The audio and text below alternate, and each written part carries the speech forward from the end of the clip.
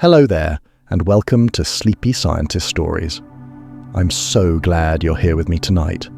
Whether you're nestling into your favorite pillow, letting the day's worries drift away, or simply allowing your mind to wander into the gentle embrace of evening, this quiet corner of curiosity was made just for you. Before we embark on tonight's journey through time itself, I'm curious. Where in the world are you listening from? It fills my heart to imagine our sleepy science adventure reaching across continents, into cozy bedrooms, and through countless time zones. If you find these peaceful explorations soothing, I'd be deeply grateful if you could tap that like button and subscribe to Sleepy Scientist Stories. And to those wonderful souls already part of our drowsy Discovery family, thank you for being here. Now, I'll try my best to keep this just mysterious enough to lull you into dreams. But if these ideas happen to keep you awake, at least you'll drift off tomorrow night with a mind full of beautiful questions and the strange satisfaction of learning something wonderfully unexpected. Tonight, we're pondering one of humanity's oldest and most puzzling questions, one that has captivated scientists, philosophers, and dreamers for millennia. If we cannot see it, cannot hold it in our hands, cannot pause it or store it away, is time even real? Time. It ticks away on our clocks. It flows like a river, we say. It marches forward, relentless and steady. We organize our entire lives around it. Birthdays, appointments, seasons changing outside our windows. And yet, no human being has ever truly touched time. You cannot scoop it into a jar, drop it on your toe, or tuck it safely in your pocket. It remains invisible, intangible, as elusive as morning mist. The more we try to grasp what time actually is, the more it seems to slip through our fingers like starlight through an open window. In the next little while, as you settle deeper into comfort, we'll drift gently through some of the most fascinating questions time has ever whispered to curious minds. What exactly is this mysterious thing we're always running short of? Why does time seem to speed up as we grow older? Why does it crawl during uncomfortable silences or disappear entirely when we're lost in beautiful dreams? And perhaps most intriguingly of all, could time itself be nothing more than an elaborate illusion? We'll explore how your brain stretches and compresses time without asking permission.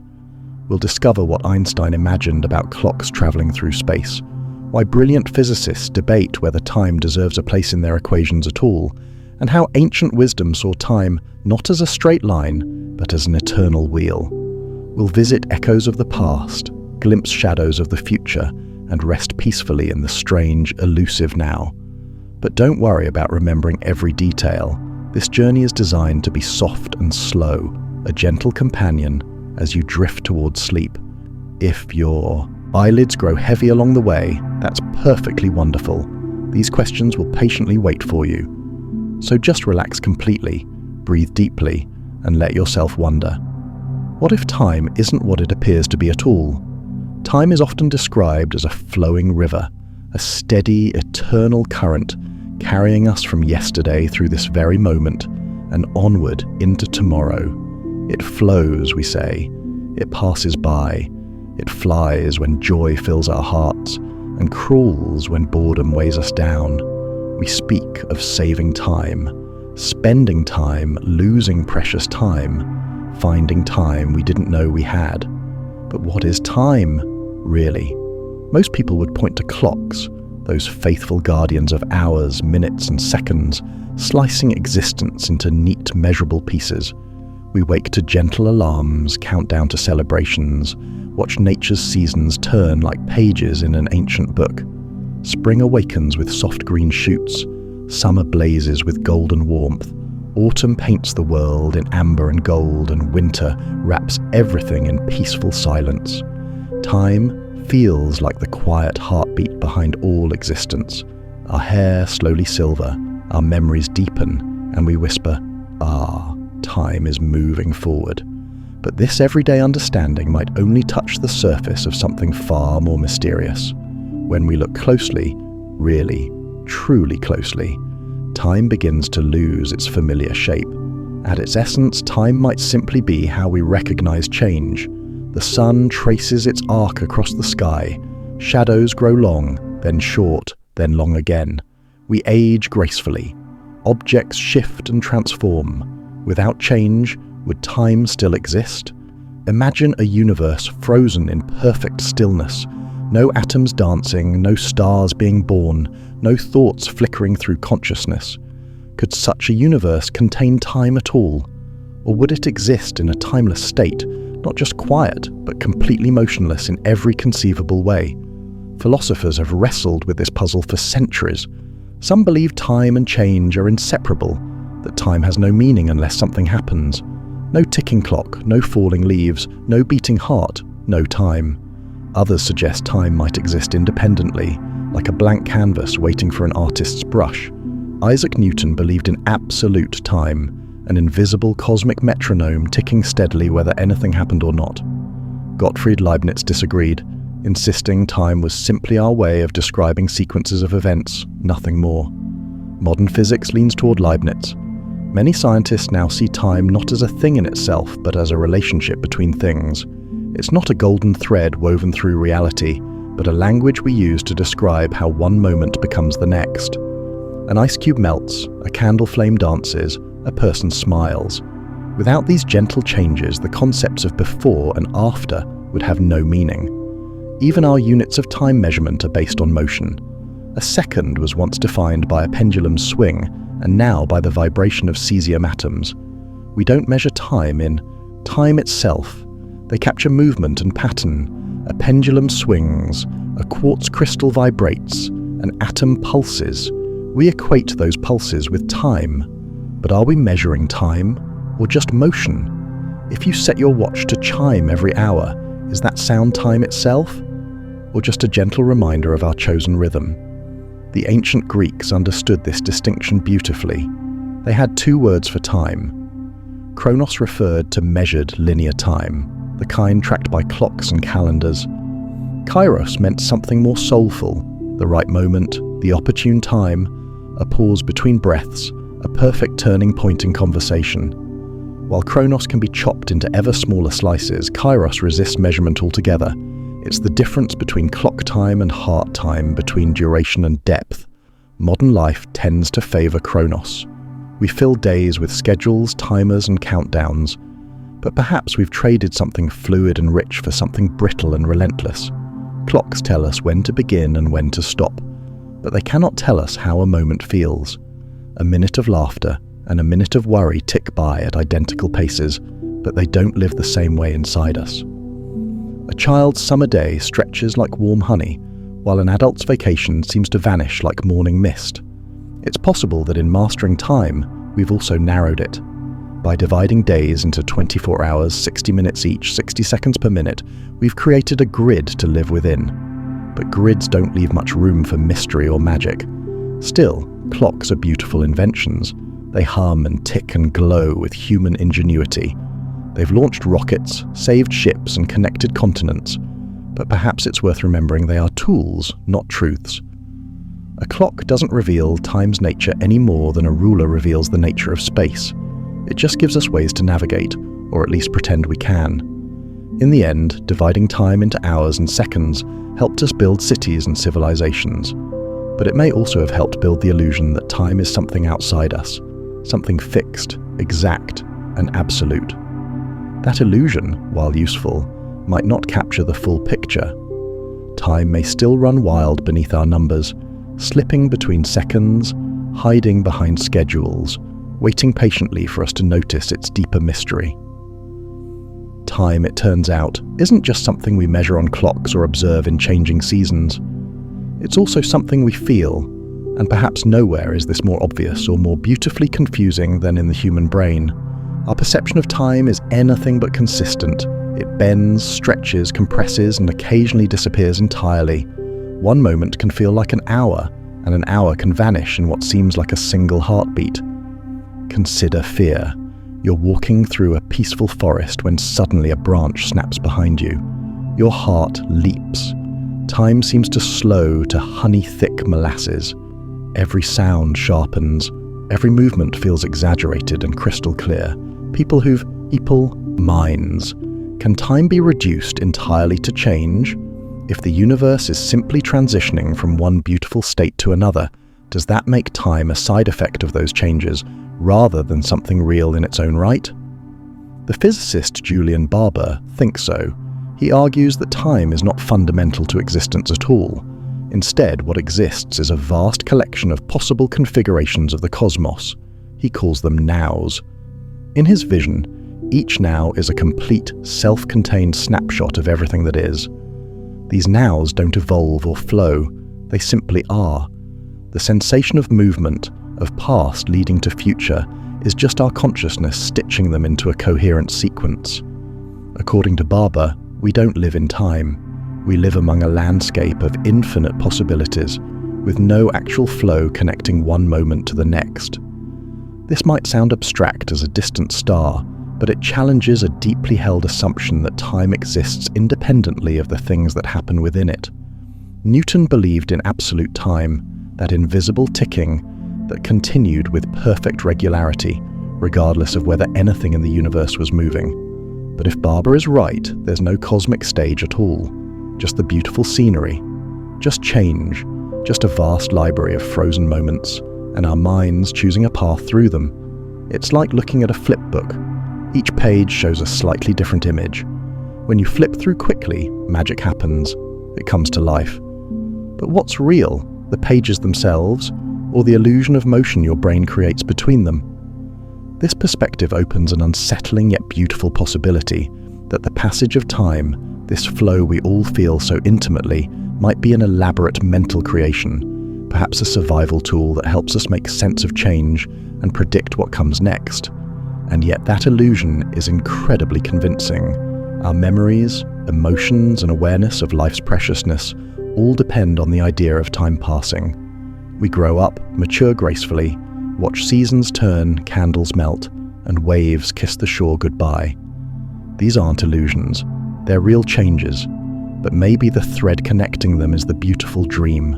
Not the events, but the sense of gentle movement between them. If there were no time but things still changed, would anything really be different? Would the universe function any less beautifully or feel any less alive? Perhaps not. Perhaps time is the melody, and change is the individual notes. Remove the melody, and the notes remain, each pure and complete. But add the melody back, and suddenly there's music. And suddenly there's the story we call life. Long before our world hummed with digital clocks and satellites, time was measured in shadows.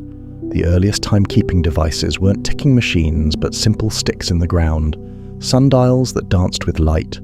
As the sun traveled across the sky, shadows would shift and stretch, marking the gentle passage of day into night.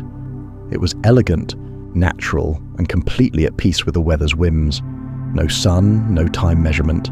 The rhythm was soft, forgiving. People rose with dawn's first light, worked in harmony with seasons, and rested when darkness brought its peaceful blanket. But the sundial was only the beginning of humanity's beautiful obsession with capturing time. In ancient Egypt, water clocks marked hours through the slow, meditative lowering of water through tiny holes. The Chinese developed candle clocks that burned at predictable rates, their flames measuring time in gentle, flickering moments. Medieval monks rang bells at regular intervals, keeping their daily prayers aligned with something greater than instinct. Then came the mechanical age. In the 14th century, tower clocks began appearing in European cities. Enormous, not especially accurate, but magnificent starts. Suddenly, people weren't just following the sun's natural rhythm. They were hearing hours struck from cathedral towers, marking their days in metal and stone music. As centuries turned like pages, timekeeping became increasingly precise. Pocket watches in the 17th century, pendulum clocks swinging with hypnotic grace, and eventually the quartz clocks of the 20th century. Now, we have atomic clocks, devices that measure time by counting the oscillations of cesium atoms, accurate to within fractions of billionths of seconds. These clocks are so precise they lose only about 1 second every 100 million years. If you're wondering why anyone would need such accuracy, you're not alone. But precision became necessity as human society grew more complex. Accurate timekeeping allowed sailors to navigate vast oceans using longitude. Trains could share tracks without colliding. Factories could coordinate shifts smoothly. Businesses could open and close predictably, and entire economies could function on synchronized pulses. The Industrial Revolution practically ran on time itself, with bells, whistles, and timepieces guiding every motion. And yet, as we sliced time into smaller and smaller pieces, something curious happened. The more precisely we measured it, the more rigid and demanding it became. Time transformed from a soft, natural rhythm into a schedule, a structure imposed on every aspect of life. The gentle flow of day was replaced by alarms, appointments, and deadlines. Being on time became a virtue, and being late a small social transgression. We began thinking in minutes and seconds rather than sunrises and sunsets. Meetings start at 10 sharp. Lunch lasts an hour. Your train departs at 5:23. We don't just live with time, we obey it.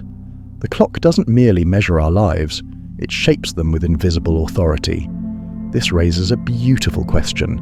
Does measuring time make it more real, or simply more controlling? When we watch a second hand sweep around a dial or digital numbers count down moments, we're witnessing change, yes, but we're also witnessing human invention. These tools don't capture time itself. They capture movement and pattern. A pendulum swings, a quartz crystal vibrates, an atom pulses. We equate those pulses with time. But are we measuring time, or just motion?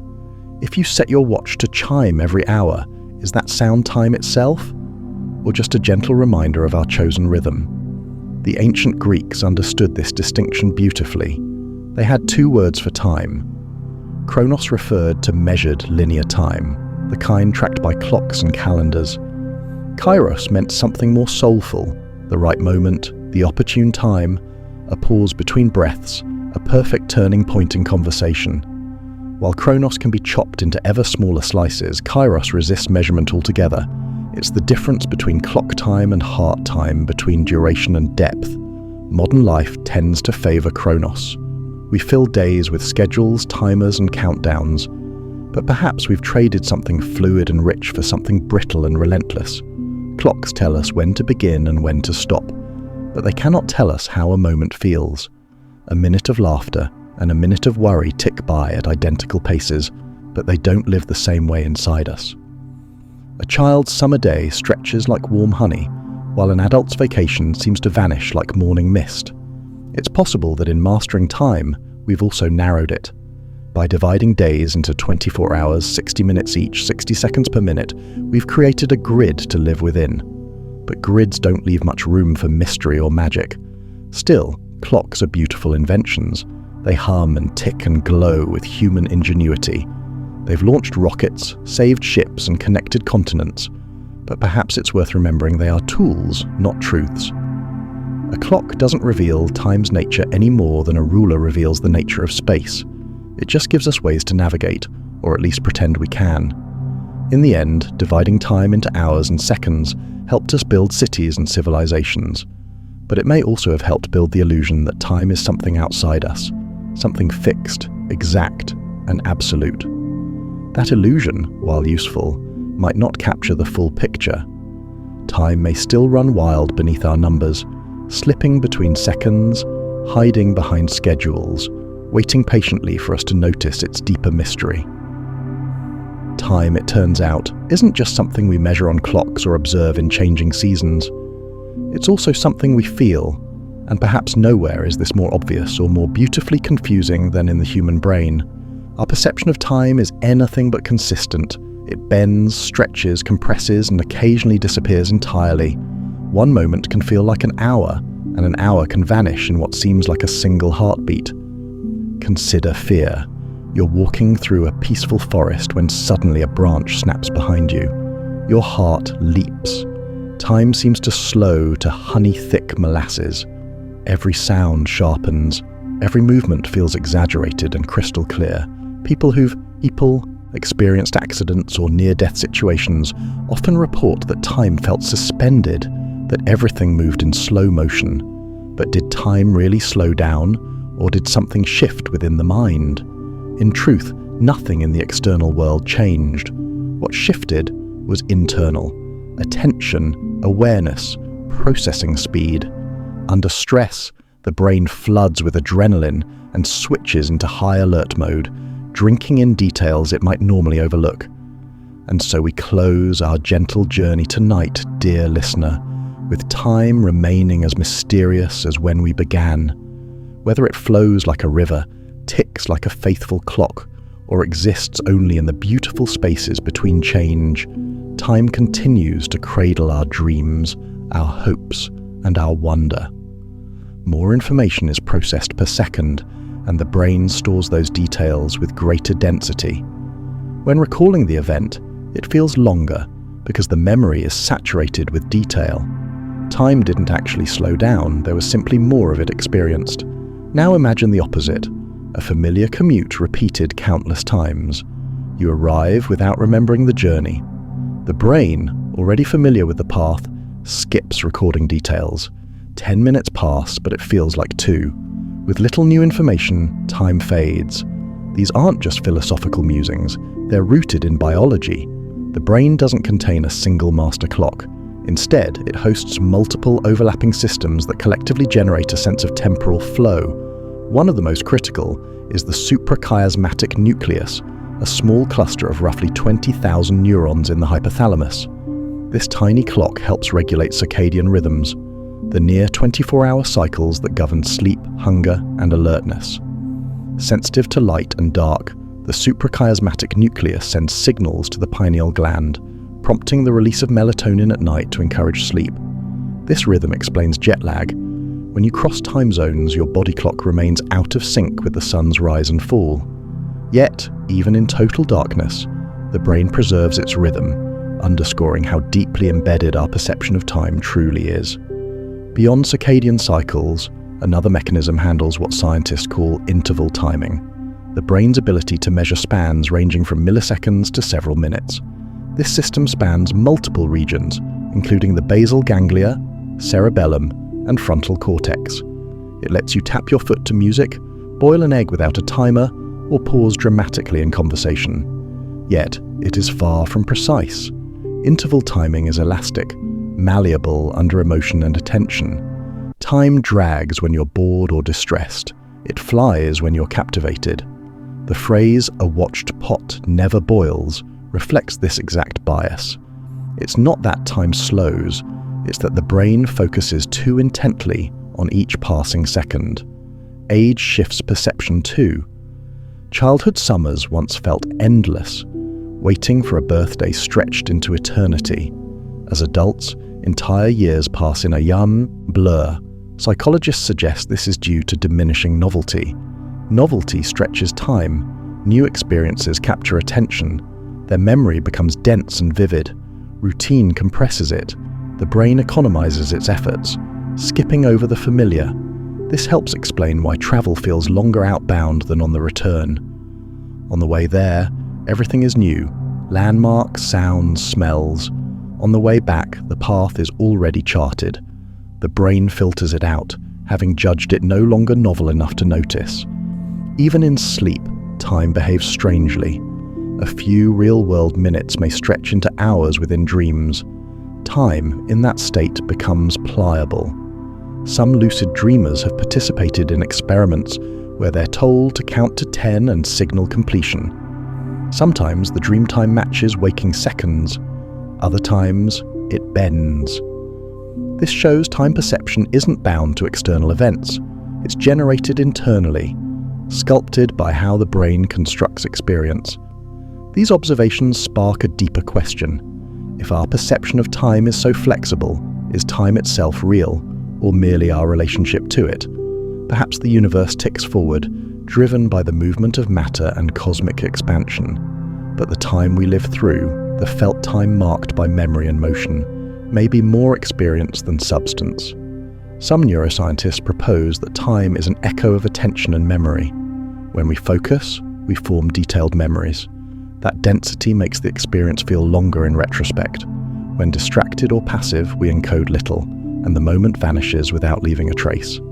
In this sense, time may not be a physical feature, but a byproduct of cognitive processing, a consequence of how the mind records life.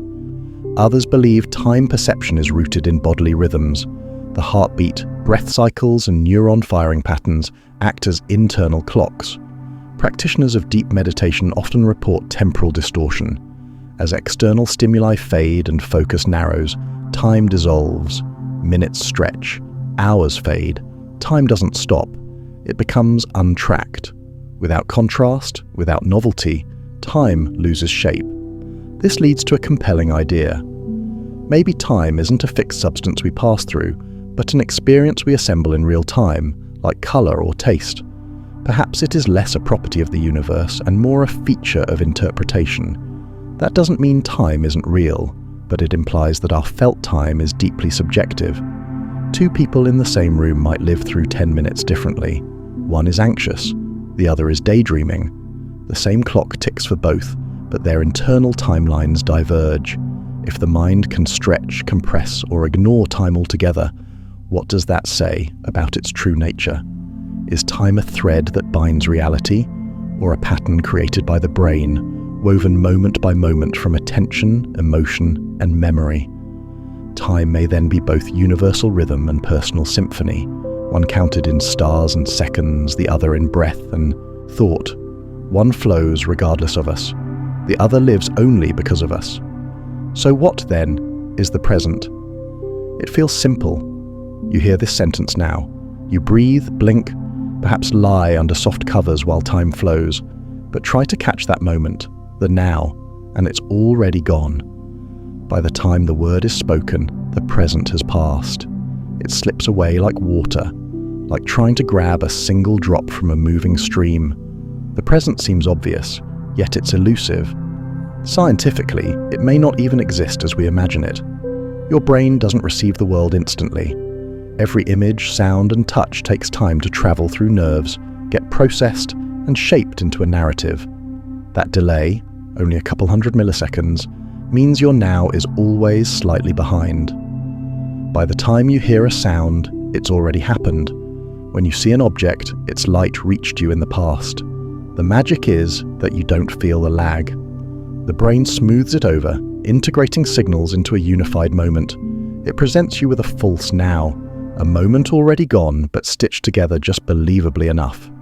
This phenomenon is called perceptual lag, typically about 2 to 3/10 of a second. Enough to miss a fast serve in tennis. Enough to prove that we are never fully in sync with the present.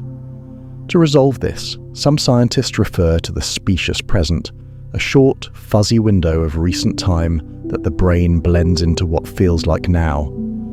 This window spans just a few seconds. Within it, our sensations are bundled and processed into a continuous experience. You feel this when listening to music. A melody only exists because you remember the previous notes as new ones arrive. If every note came alone, it would be noise, rhythm, tempo, harmony. These live inside that short window. Movies work the same way. At 24 frames per second, still images blend into motion. Each instant contains more than the current frame. It includes echoes of the recent past. This suggests that now isn't a point in time, but a stretch, a horizon that updates with each breath. It's moving, stitched together by biology and memory, into something stable enough to trust, but not objective, not fixed, not shared. Even more intriguingly, the size of this perceptual window varies. During stress, time may stretch as the brain processes more per moment. During routine, the window shrinks. Time feels faster. Your sense of now changes with context. This undermines the idea of a universal present. Physics agrees. Einstein's special relativity tells us there is no absolute now. Time is local. It bends with speed and gravity. What's simultaneous for you may not be for someone flying by. Events that seem to occur together for one observer may unfold in different order for another. This breaks the illusion of shared present. Each observer carries their own version of now. Not a grand cosmic slice, but a private slice, shaped by motion and location. Even in daily life, we notice this. You might be physically present in a room, but mentally in the past, or in the future. Meditation often aims to restore presence, not by catching up to time, but by quieting the noise so the brain can better sense its own specious present. Still, even that awareness comes slightly delayed. The real-time self is an illusion. We live just behind it. If the present is a construction, are we ever truly living in it, or always assembling it from just before? If each brain is building a custom version of now, then there's no universal now, just millions of overlapping personal ones.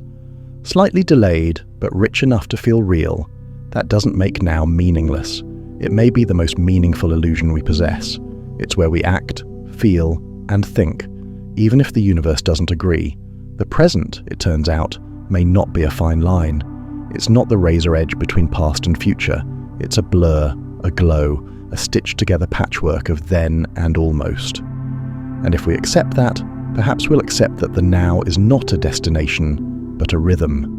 A dance between body, mind, and world. A rhythm we feel but never quite hold.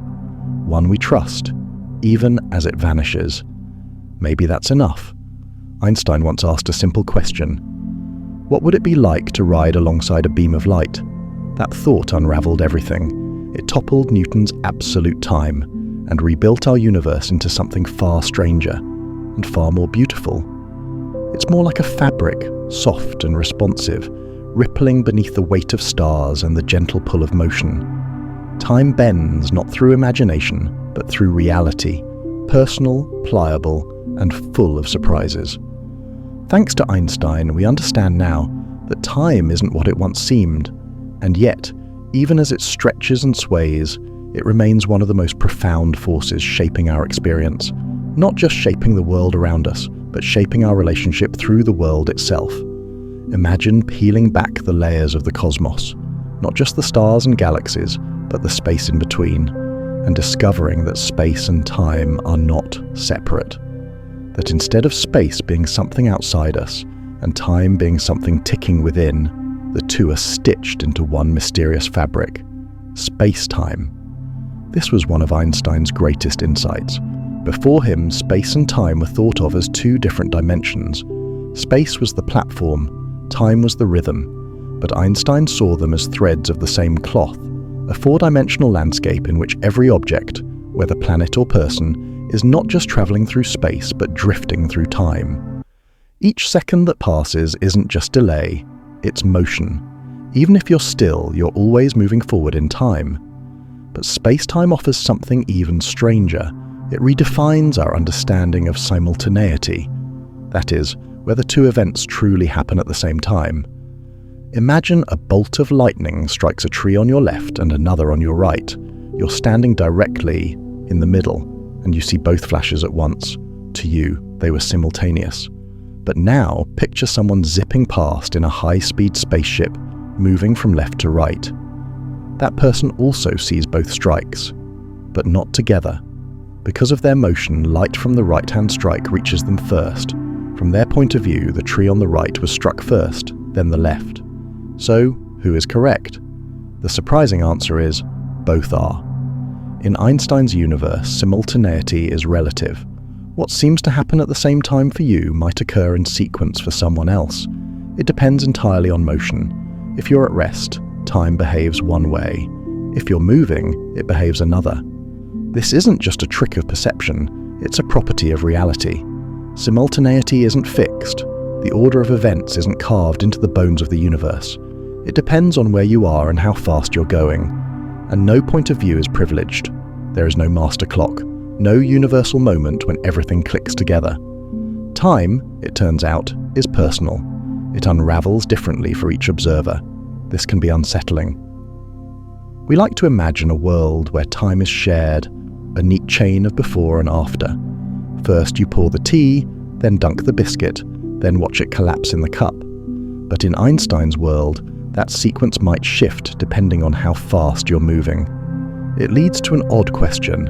If simultaneity is relative, is there really such a thing as a shared timeline? A single now that exists for everyone? The answer appears to be no, not in a fundamental way.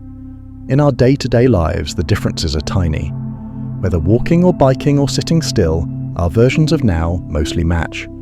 But at high speeds, or over great distances, simultaneity falls apart. Astronauts traveling in opposite directions may disagree on whether a star exploded before or after a comet passed a planet. Both perspectives are consistent. Both are valid. The universe doesn't demand agreement. Spacetime starts to feel less like a uniform stage and more like a patchwork quilt, stitched from countless overlapping moments. Each observer carries their own patch, their own version of now, and those patches don't always align. So how does the universe remain coherent? If everyone lives in their own now, how do events remain consistent? The answer lies in causality. While simultaneity may vary, cause and effect do not. If you press a button and a light turns on, that order remains fixed, no matter who's watching. The universe honors cause before effect. That's the line it refuses to blur. But outside of causality, time becomes flexible. The farther apart two events are in space, the more disagreement arises about their order. In fact, for some events, it's impossible to say which came first without picking a reference frame, like asking which city is farther north, Tokyo or San Francisco. The answer changes depending on how you tilt the map. This lack of a universal present has deep implications. It suggests the idea of a shared moment sweeping across the cosmos, a single now, is an illusion. A helpful fiction, useful for conversations and calendars, but not built into the fabric of the universe. Instead, each observer drifts through space-time with their own sense of when. The present becomes a personal experience, not a cosmic constant. Time is less like a river and more like a mosaic, a scattering of overlapping realities, each with its own rhythm. This doesn't mean we're alone in private timelines. It means time is more delicate than we thought. What feels like one continuous moment is really a careful dance of clocks, all ticking at their own pace, yet stitched together into a shared world. Even emotionally, we're drawn to the idea of now. But physics tells us that now may not exist the way we hope. Instead, there are countless nows, scattered across space.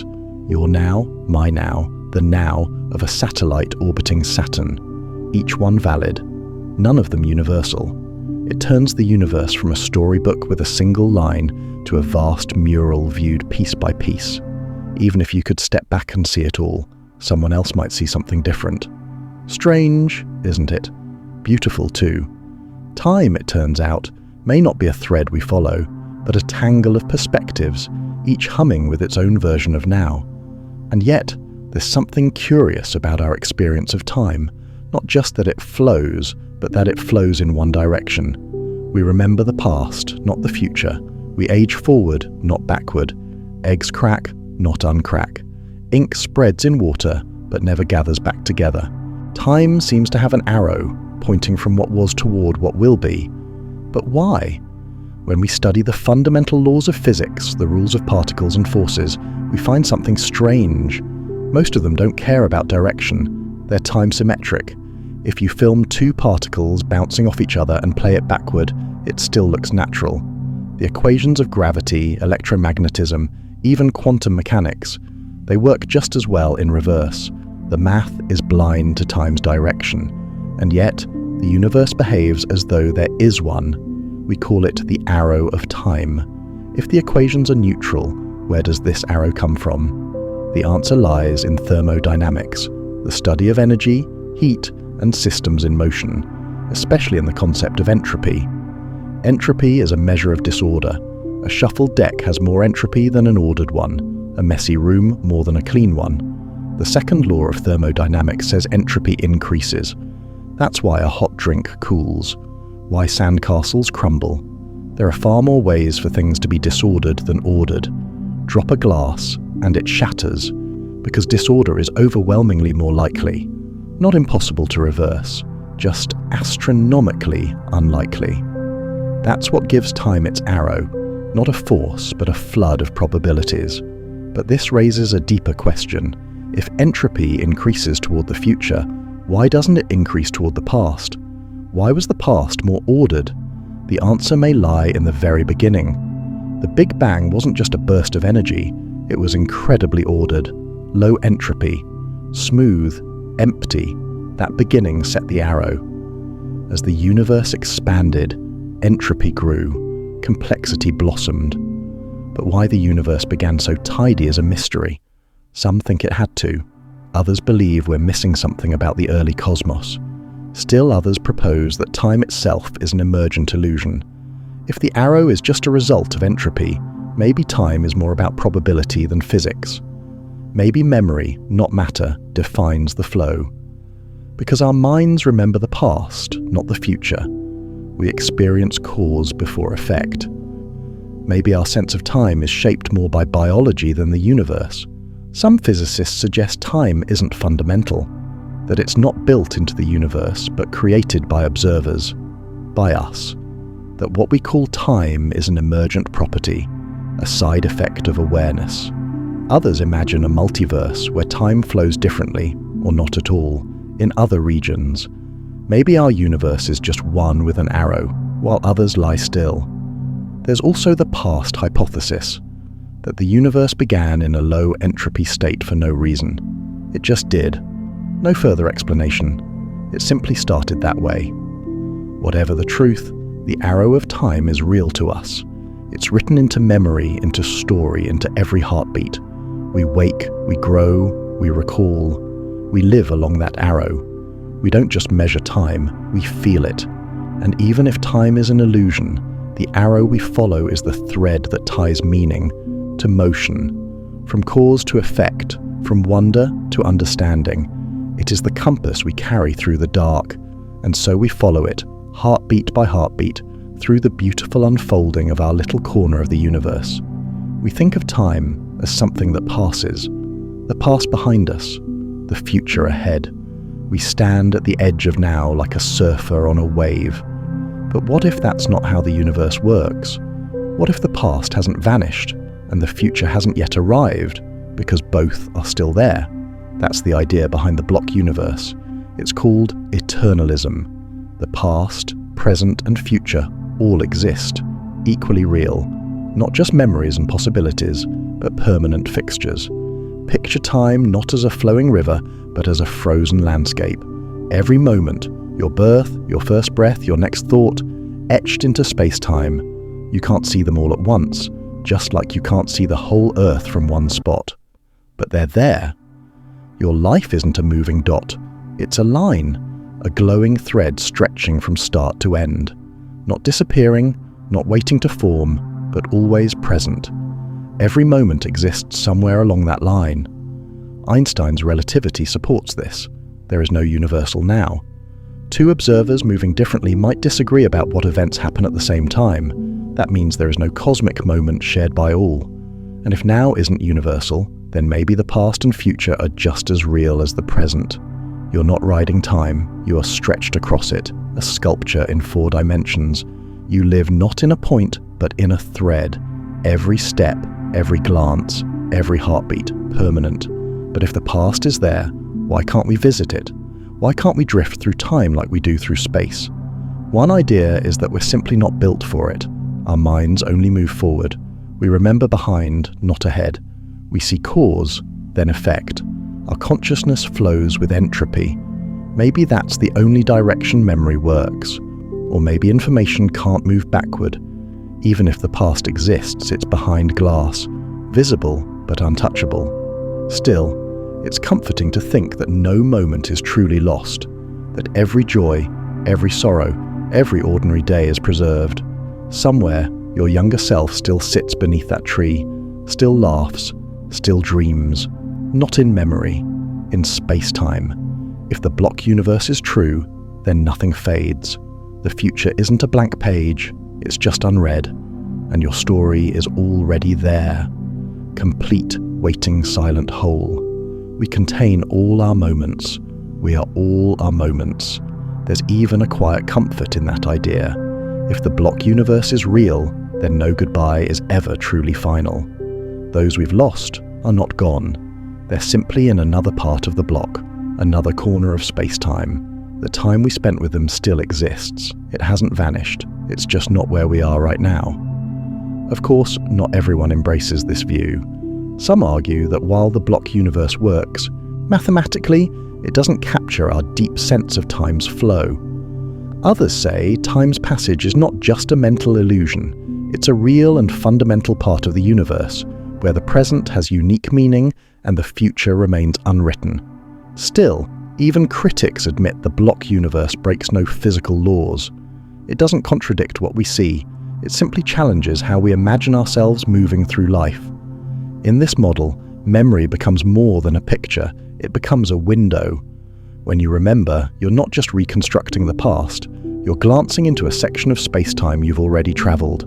Nostalgia, déjà vu, even dreams. Perhaps these are echoes of a deeper thread that winds through the whole of your story. Maybe the past never really leaves us. Maybe we're not walking away from our history, but constantly rising from it, like footprints climbing into the air behind a walker, unaware they're suspended above the whole path. The block universe asks us to see time not as a flowing river, but as a vast, shimmering tapestry, woven from first moment to last, every thread in place. We may only see one thread at a time, but the picture is already there. Whether that thought brings peace or unease, it's hard to deny its beauty. We are not fleeting sparks in a passing current. We are constellations of memory and motion, glowing, silent, eternal, fixed in the fabric of time. The future has always stirred wonder, fear, and hope. We think about it constantly: tonight's dinner, the next decade, the sun rising tomorrow. The future feels open, not yet decided, a shape we get to influence. But what if that feeling is an illusion? What if the future isn't forming? It already exists. This is the quiet, unsettling message of eternalism. In this view, every point in time, past, present, future, exists equally. They're not unfolding, they're already there. Every moment that's ever happened or ever will is already etched onto the grand timeline of the cosmos. You're not writing your story word by word, you're reading from a book that's already finished. This isn't just poetry, it flows directly from physics, especially from Einstein's theory of relativity. In special relativity, there's no universal now. Time depends on how you're moving.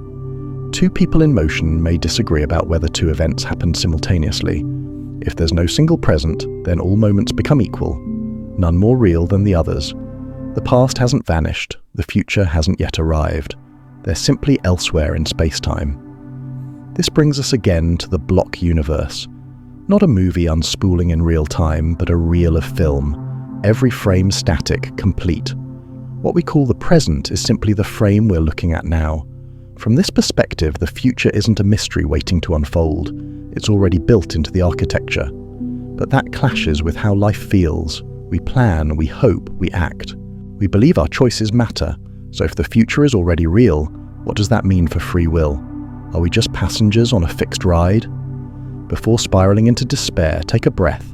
Eternalism is just one interpretation. There are others that preserve the openness we feel. Presentism, for instance, says only the present is real. The past is gone. The future doesn't exist yet. Reality is constantly becoming. What exists now is all there is. This matches everyday experience. It keeps the future open and the past closed. But it doesn't align easily with relativity, which erases the idea of a shared now. Then there's growing block theory, a compromise between the two. In this model, the past and present are real, but the future isn't, yet. It's like a book being written page by page. The pages behind you are filled in. The page you're on is unfolding. The future pages are blank. New events are added as they happen, expanding the block. This allows for a real past and present, but an open future. It honors our experience of change. Still, like presentism, it struggles to fit within relativity, which treats time more like space, something that simply is, not something that grows. So we face a paradox.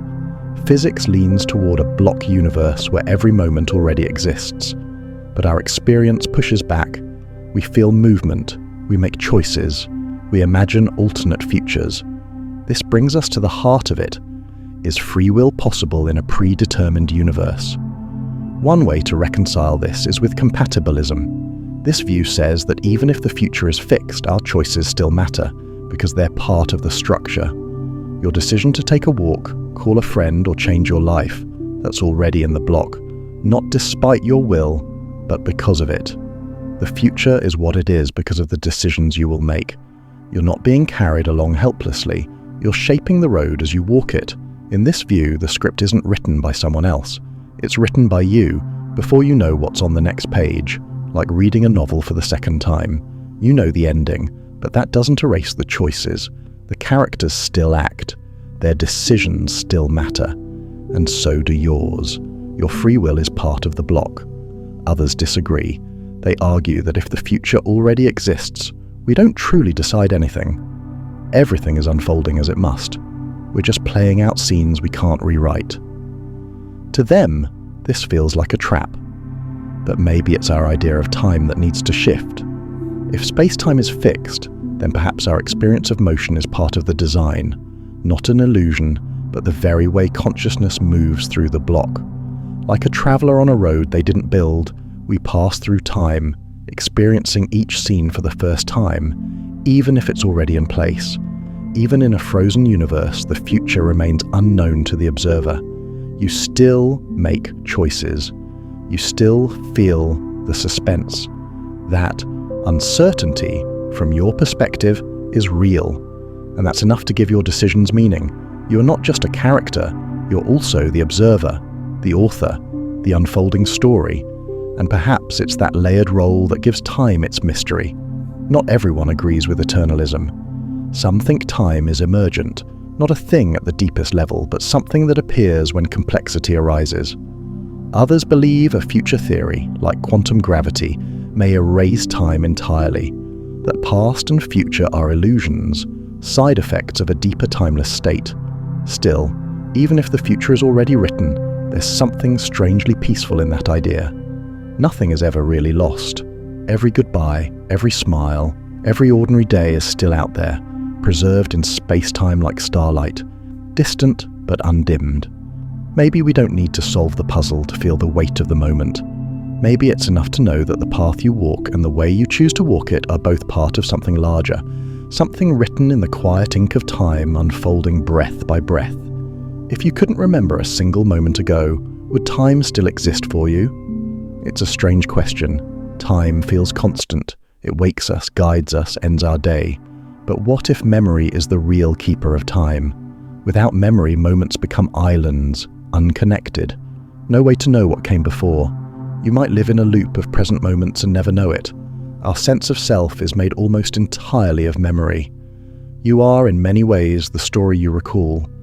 Where you've been, who you've loved, what you've done. Memory strings those pieces into a continuous identity. Without it, you're still alive. But who are you? Where are you in time? One famous case is Clive Wearing, a musician who lost the ability to form new memories after brain damage. He plays piano flawlessly, but his memory resets every few seconds. Each moment feels like the first since waking up. He lives in a fragmented time, decades passing but none of it felt. Another condition, anterograde amnesia, allows people to remember their past but not form new memories. They exist with the past fully intact, but the future always blank. Time still flows for them. Clocks tick, days pass.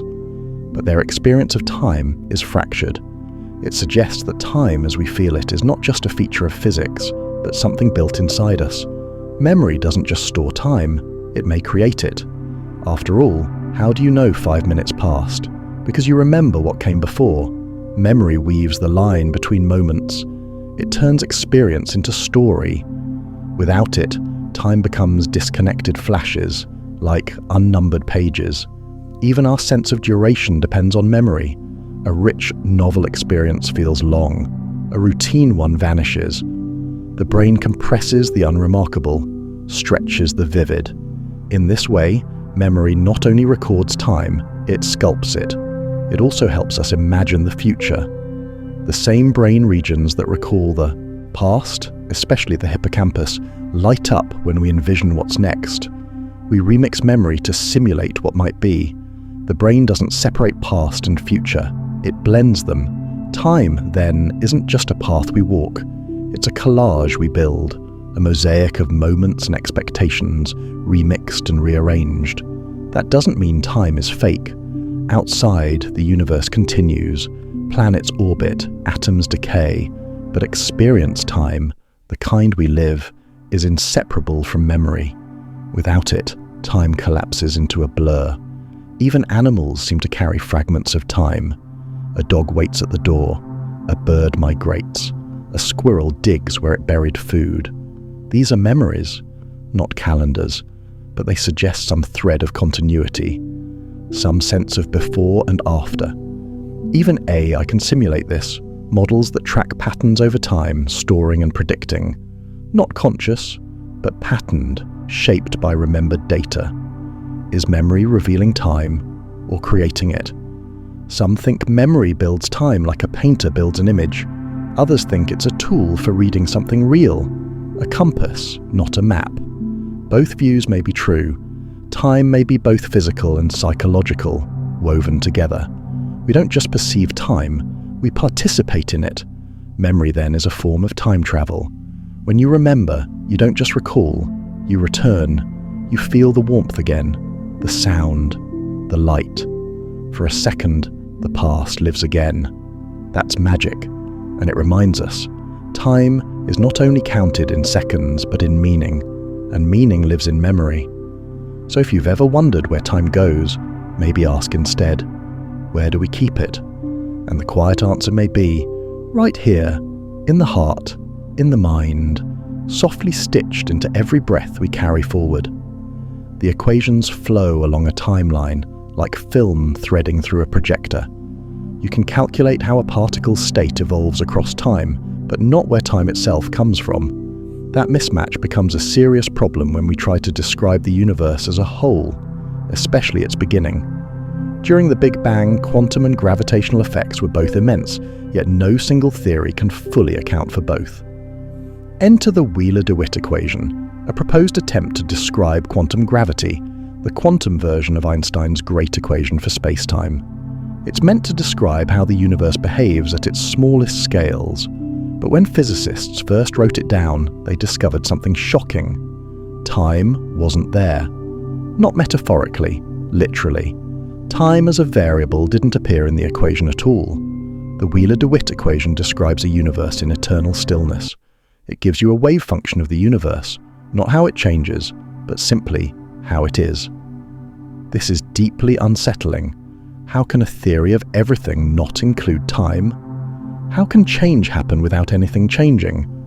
Some interpretations suggest that time is not fundamental at all, that it emerges from relationships between things. Think of a clock. It doesn't contain time. It just counts oscillations, repetitions against a standard. The ticking hands create our experience of time, but the clock itself isn't making time flow. In the same way, the universe may not require time as a built-in component.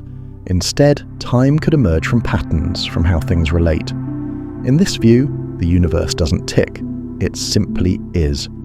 Time becomes the story we tell when we examine how parts of the universe interact.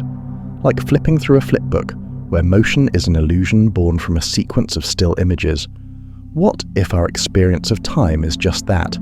A psychological animation stitched together from a series of timeless quantum states. This leads to the so-called timeless view of the universe. Change is real, but time as a flowing dimension might not be. Time is just a label we apply to differences between configurations. Rearrange a Rubik's Cube, and you see a sequence. But the cube doesn't need to understand time. It only changes state. And yet, we feel time. We grow older. Planets orbit. Atoms decay. How does that fit with a universe where time is missing from the equation? One possibility is that time is internal to the system. Inside a closed system like the universe, one part can act as a clock for the rest. Suppose you're watching an hourglass.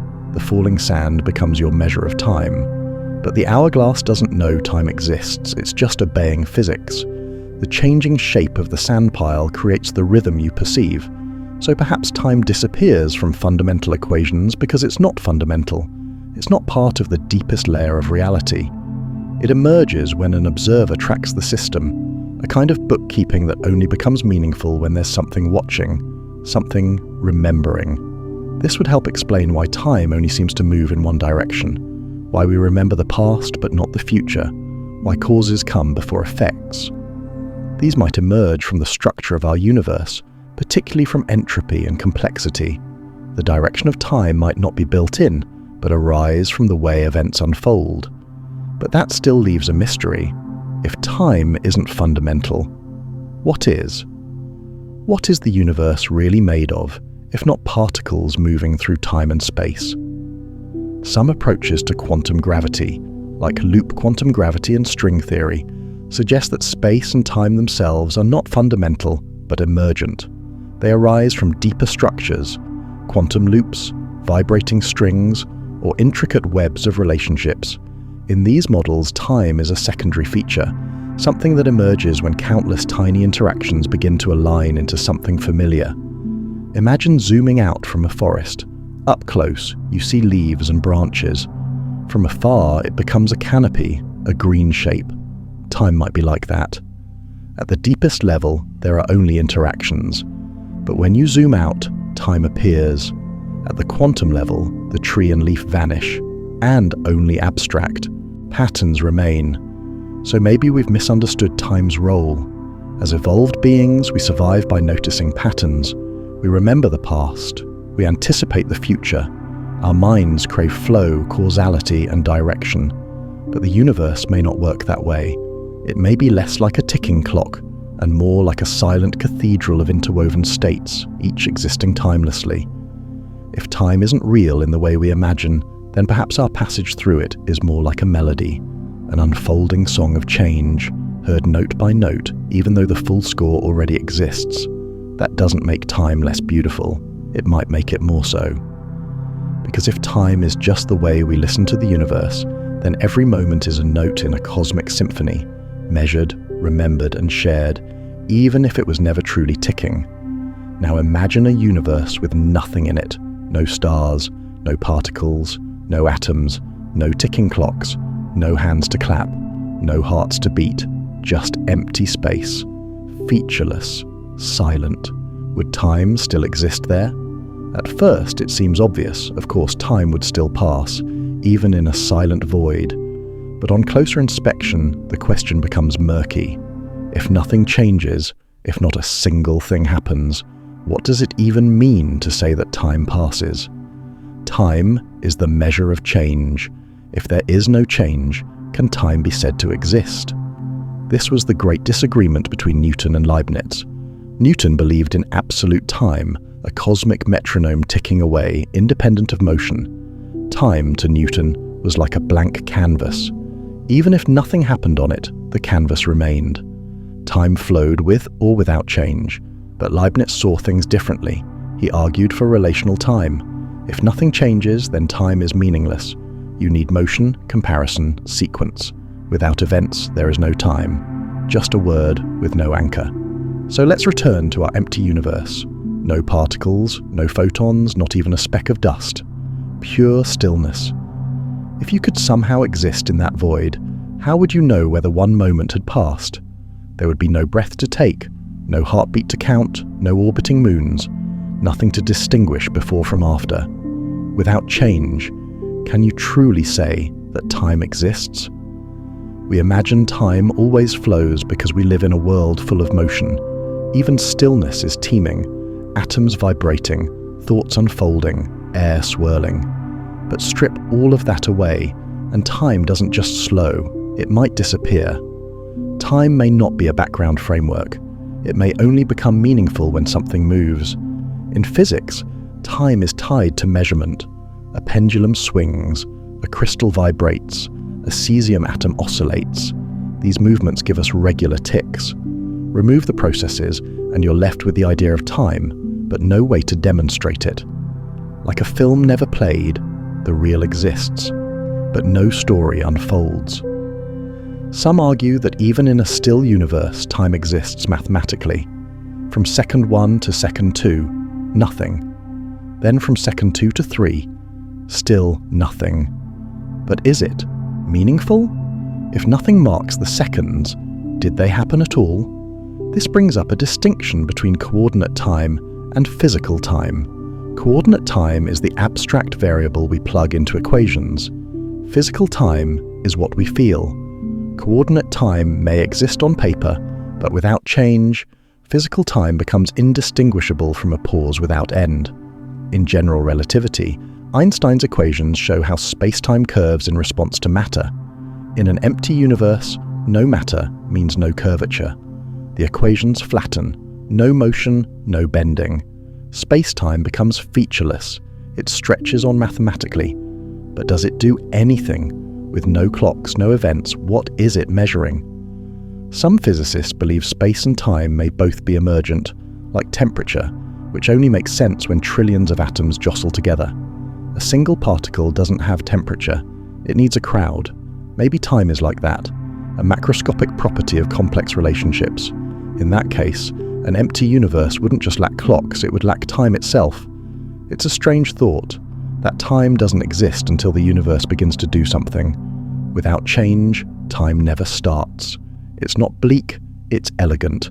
Time becomes tied to dance, to energy, to motion. Without dancers, there is no rhythm. The universe becomes a blank canvas, not one waiting for art, but one that doesn't yet understand what art is. In this view, atoms and photons aren't just residents of time, they create it. Every swirl of a galaxy, every blinking eye, every rising breath makes time real. Time is not the stage, it is the music. And without instruments, without motion, there is only silence. So in a truly empty universe, would time exist? Perhaps not. Without anything to change, time might be nothing more than an unlit candle, real only in theory, never in flame. And maybe that tells us something profound. Time is not a thing we float through. It's a living pattern we generate, moment by moment, thought by thought. There are moments when time doesn't just move slower, it seems to vanish entirely. Ask a monk deep in meditation, a mystic lost in prayer, a musician absorbed in performance. They might whisper the same words, there was no time. Only now. This timeless state isn't rare. Across cultures and ages, people have described the experience of stepping outside time, not metaphorically, but deeply, experientially. The future recedes, the past dissolves, only the vast presence of now remains. What's happening? In meditation, attention shifts. No longer solving problems or making plans, the mind returns to breath, body, sensation. No clocks, no countdown, just stillness. And when practiced long enough, something remarkable occurs. Time loosens, seconds lose shape, thoughts grow quiet. The present opens up, boundaryless, spacious. Brain scans show this. During deep meditation, the parts of the brain responsible for time perception dim, the default mode network quiets, the inner narrator grows silent. Areas responsible for present moment awareness brighten, the story fades, the moment expands. It doesn't only happen in meditation, it can arise watching a sunset, swimming beneath stars, standing on a mountaintop. Time, the constant hum, goes quiet. You don't know how long you've stood there, and you don't care. There is only this. From a neuroscience perspective, this is a breakdown of temporal binding. Normally the brain assembles moments into order. What came first? What came next? But when the flow slows or the inputs fade, the stitching comes undone. You float, unmeasured. If your brain doesn't track time, does time exist for you? In that state, not really. With no memory, no comparison, no story, time vanishes. Long flights, dreamless sleep, deep focus. When no change is noticed, time becomes invisible, yet people report feeling more connected, not less, more aware, more alive. The absence of time feels like presence, not confusion. Mystics call it unity, not measurable, but powerful. Some say time exists only because the brain compares. Without comparison, time collapses. Physicists sometimes agree. Time, they say, may be emergent, like temperature, like color, like sound. It's a pattern built from change. More change equals more time. Less change, less time. And at the edge of stillness, no time at all. Different cultures describe time differently. In the West, time is a line, past to future.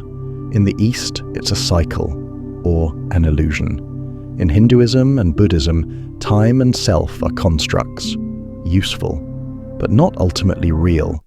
The goal of many spiritual paths is to move beyond time, to awaken into something deeper, a quiet realm beneath the ticking of moments. This longing isn't confined to ancient texts. Modern psychology too has revealed how profoundly emotions alter time's rhythm. Fear stretches seconds into eternities. Joy condenses hours into flashes.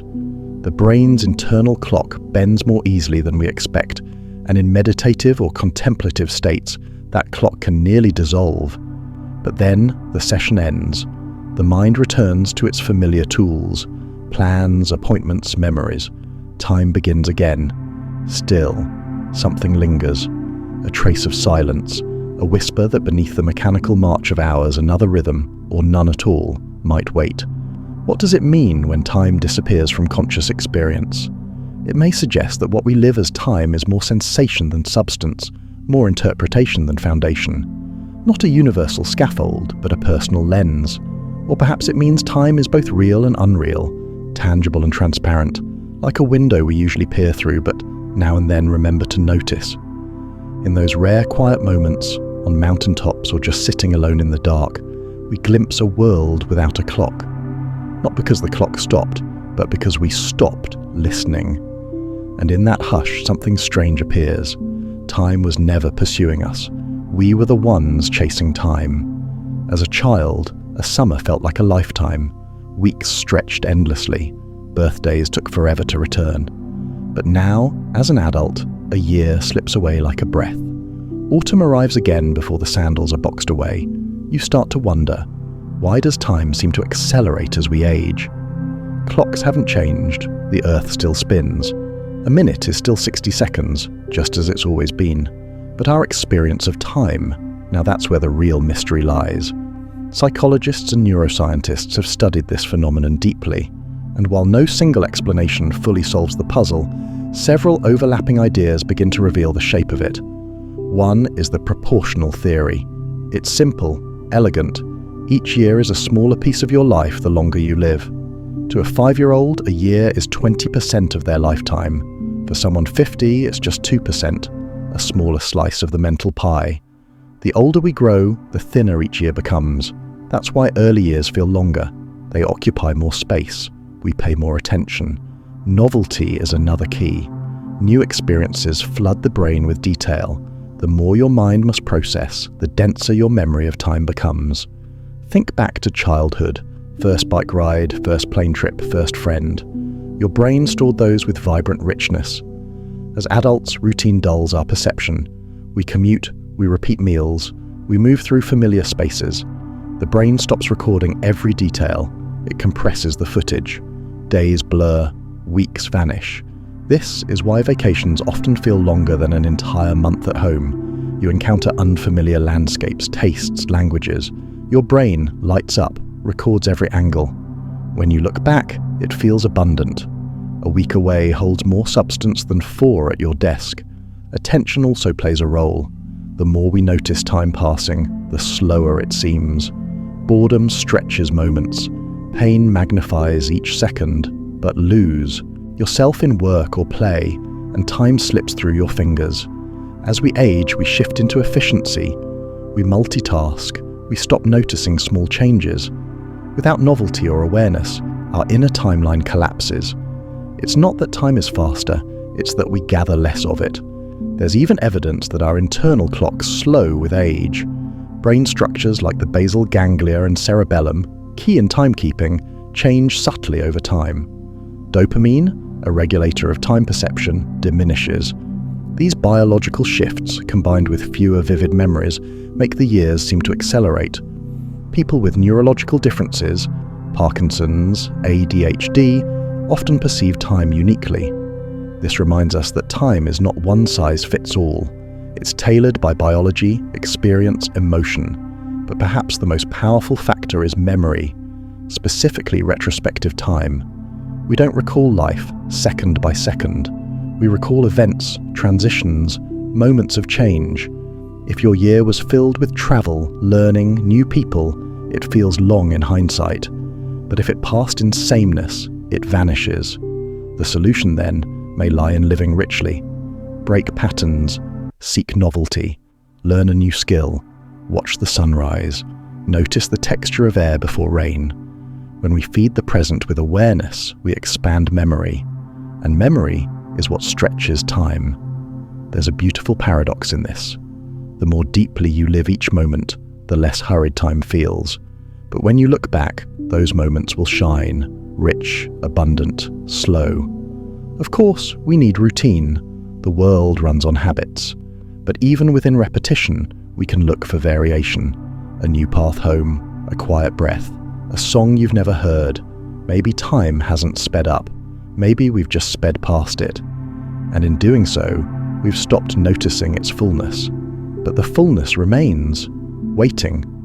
Few ideas capture imagination like time travel.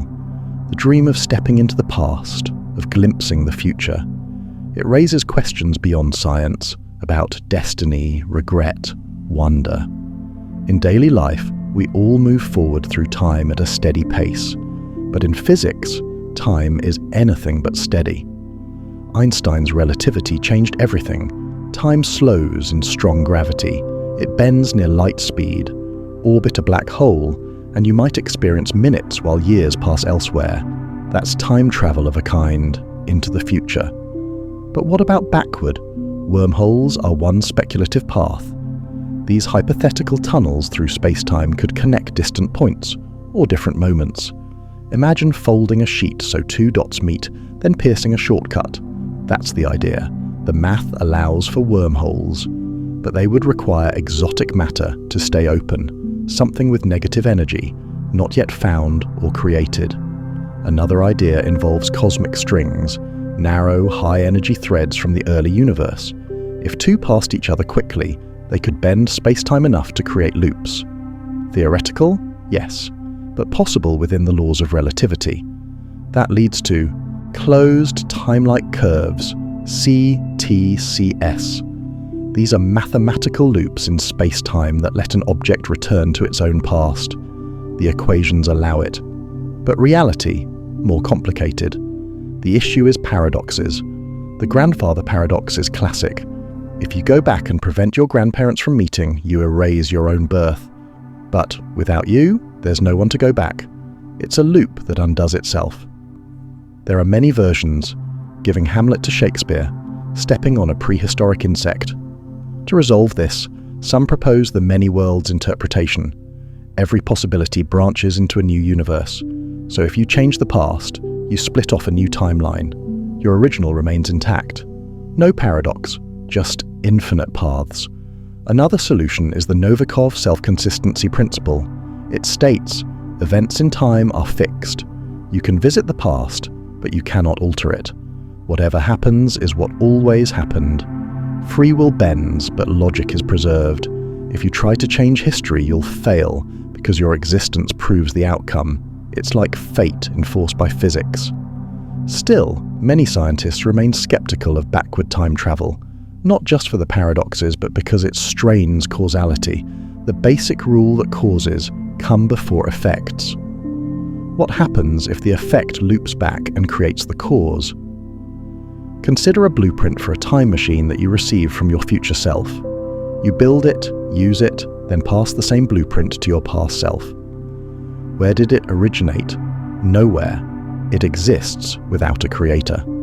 These causal loops, while mathematically consistent, are philosophically dizzying. And yet, physics doesn't forbid them outright. Even quantum mechanics hints at the possibility.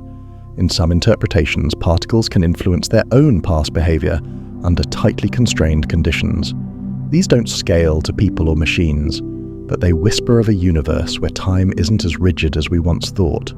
There are even solutions to Einstein's equations, like Gödel's rotating universe, that naturally contain time loops. These models don't reflect our cosmos, but they prove one thing. General relativity permits time travel given the right ingredients. Still, engineering such travel would require unimaginable energy, precise manipulation of space-time, and materials we've never seen. Exotic matter, radiation shielding, control beyond anything we currently possess. Yet the idea persists. Because time travel is about more than physics. It's about longing to change the past, to witness the future, to escape the grip of time itself. And therein lies something deeper. The contradictions, the strange consequences, they don't just reveal the difficulty of time travel, they reveal the strangeness of time itself. If paradoxes arise, it means time is more than a sequence. It's a structure, a geometry, a landscape, one with bends and folds, cliffs and spirals. Whether or not we ever travel through time, the question alone forces us to ask, is time fixed or flexible? Is the future pre-written, or does it emerge moment by moment? Are we passengers or authors? Then comes the greatest question of all. Where did time begin? Modern cosmology answers, the Big Bang. Around 13.8 billion years ago, space and time unfolded together. Not an explosion in space, but the birth of space and of time. From that instant, the universe expanded, cooled, and evolved. But before the Big Bang, there is no before, because time itself had not yet begun. It's like asking what's north of the North Pole. The map doesn't go there. General relativity leads us to a singularity, a point where equations collapse, where time ends at a boundary. But is that truly the beginning? Some think not. Alternative theories offer strange, beautiful possibilities. The cyclic universe, for instance, proposes an eternal rhythm. Expansion, contraction, rebirth, time looping endlessly. Or the bouncing model, where a previous cosmos collapsed, then bounced outward into ours. Time doesn't begin. It continues, breathing. Loop quantum cosmology tries to smooth the singularity. Here, quantum effects prevent infinite density. The past may leave echoes in our present. Then there's eternal inflation, a multiverse of bubble universes, each with its own timeline. Ours had a beginning. But the greater cosmos? Possibly endless.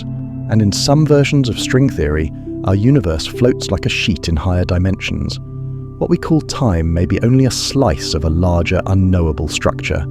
So the question remains open. Is time a line, a loop, a sea? We measure it. We chase it. We dream of escaping it. But maybe, just maybe, it's time we begin listening to it. A collision between dimensions of possibility might have sparked what we call the Big Bang. Not the origin of everything, but the ignition of our particular pocket of reality. The greater structure, the bulk beyond, may lie outside our concept of time entirely, or perhaps dwell in a version of it unlike anything we experience. But what does it mean for something to exist if there is no time? That question alone reshapes thought. Without change, without motion, without cause or sequence, can we even speak of existence? Our words crumble when time vanishes, because every sentence we form is wrapped around when. Philosophers and physicists sometimes suggest a state before time, not emptiness, but perfect stillness. Maybe it was a quantum vacuum, maybe an ocean of possibilities suspended in a higher realm. In such a place, nothing happens, yet everything might still be possible. It waits, not in hours or seconds, but in a kind of readiness. A chance fluctuation, a ripple in probability, could be all it took. In a timeless sea, randomness itself may still live, and given infinite chances, one spark must eventually flicker into something. In this way, the Big Bang is not a cause, but a natural emergence. Not triggered, but inevitable. There's even a school of thought, suggesting that time is not fundamental, but emergent, like heat arising from the jostling of particles. Time, too, may emerge from entangled information when complexity becomes dense enough to need it. Before that threshold, perhaps past and future meant nothing, not because they didn't exist, but because they weren't different. As the early universe tangled into structure, time may have bloomed from the geometry itself. And yet, our best theories, from relativity to quantum mechanics, don't agree. They describe aspects of reality with power and precision, but none fully explain the origin or even the necessity of time. The singularity of the Big Bang is where math collapses and deeper truth waits, unfinished. Still, the Big Bang gives us a shoreline, a border where physics meets mystery. When we gaze into the night sky, we aren't just seeing stars. We're looking at the echo of the moment time may have unfolded. Galaxies, photons, drifting dust. They all remember that first transition from nothing to becoming. So when we ask what came before, perhaps we are using the wrong tool. Maybe we need new thoughts, or a new kind of silence to understand what it means to begin where beginnings don't apply. In a timeless void, perhaps nothing starts and nothing ends. It simply is. Now imagine pressing fast forward on the cosmos itself. Galaxies spiral outward, stars exhaust their fuel, black holes slowly exhale their mass. Entropy spreads like frost across all matter. In this ultimate view, one question waits at the end. Will time itself ever stop? It's harder to answer than it seems. Time feels infinite, like the backdrop of existence, but if nothing ever changes, if no particles move, no heat flows, no clocks tick, can we still call that time? The most accepted fate of the universe is the heat death. In this vision, expansion continues forever. Stars die, galaxies fade, matter slowly decays. Even black holes vanish into Hawking radiation. All that's left is a thin fog of cold, low-energy particles. Everything smooths into sameness. This is maximum entropy, total equilibrium. In such stillness, no new events can unfold. And if nothing can ever happen again, what remains to measure time by? Some physicists suggest that time is indistinguishable from change.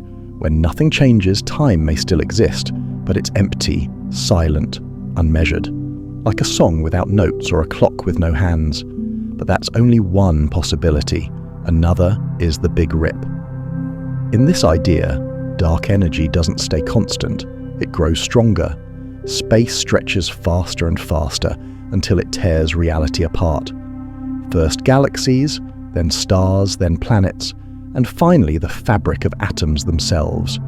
If this occurs, time might unravel alongside everything else, pulled until it fractures.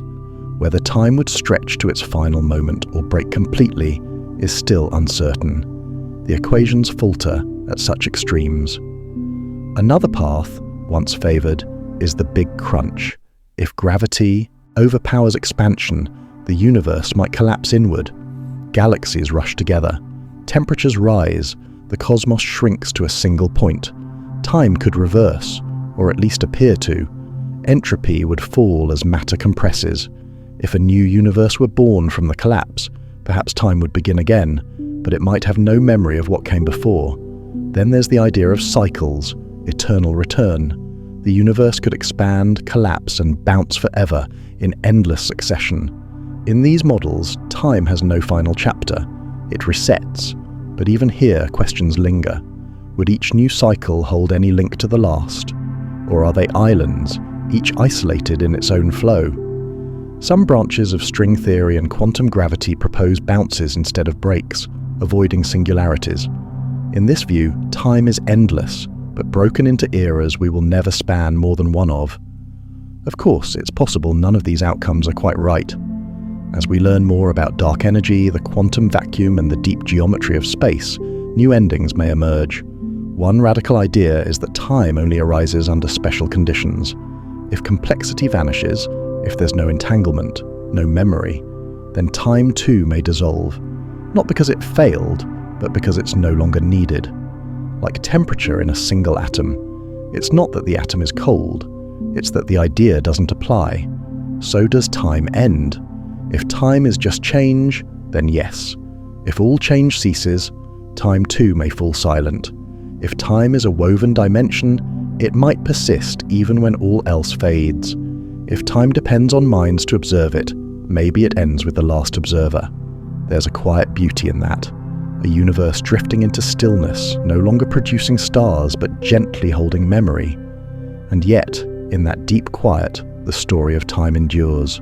For all that ever happened, still happened.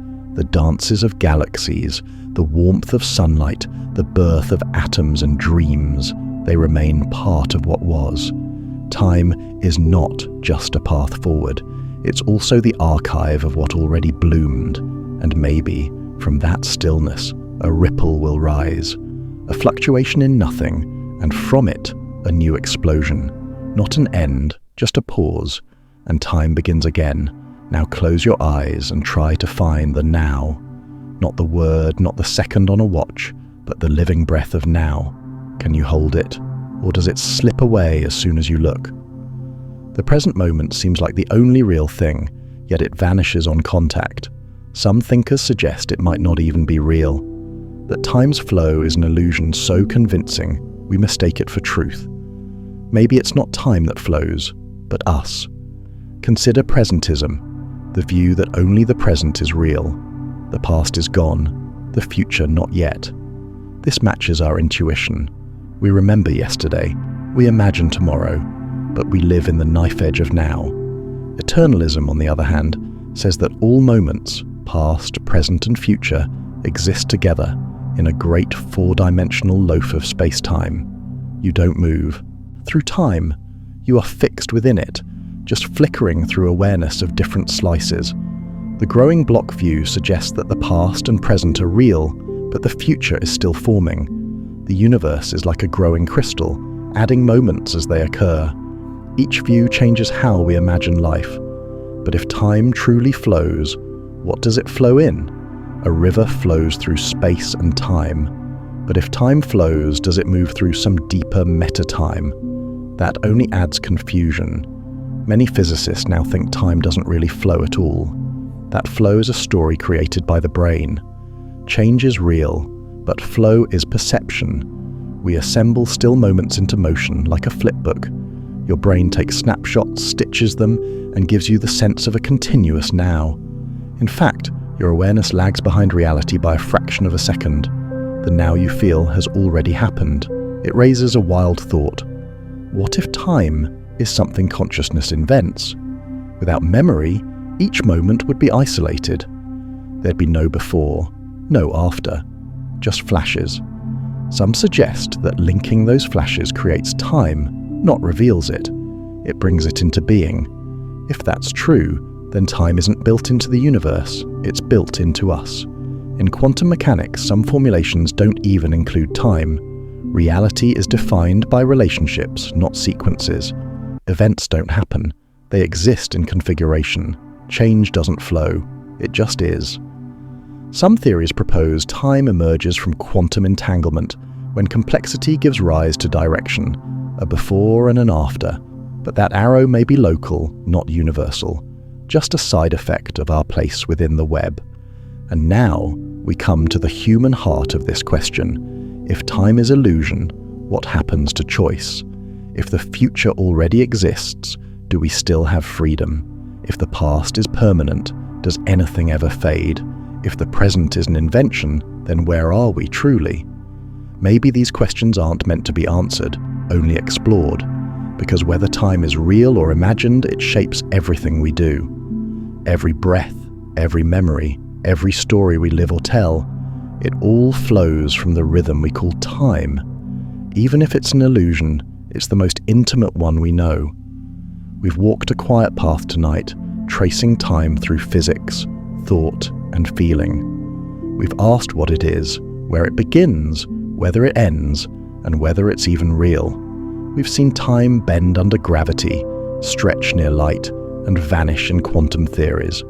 We've seen that the present may be a mental trick, the future might already be written, or perhaps nothing flows at all, just snapshots lined up. We've heard the voices of ancient sages and modern minds alike, scientists, dreamers, poets, all circling this question that can't quite be held. Time may be both real and not, objective and personal, measured and imagined. Clocks count atoms, but hearts count memories. We may never solve time. That's okay. Maybe we're not supposed to. Maybe it's something we were meant to feel more than grasp. When we started, I asked where you were, what corner of the world, what hour of the night. I said this story might keep you awake, and if it did, I hope the ideas kept you company. And now, as we arrive at the end, maybe you don't need to hold on to time tonight. Let it slip, let it soften, let it vanish. Whether time is a line, a loop, or a dream, you are allowed to rest outside of it. you're allowed to simply drift.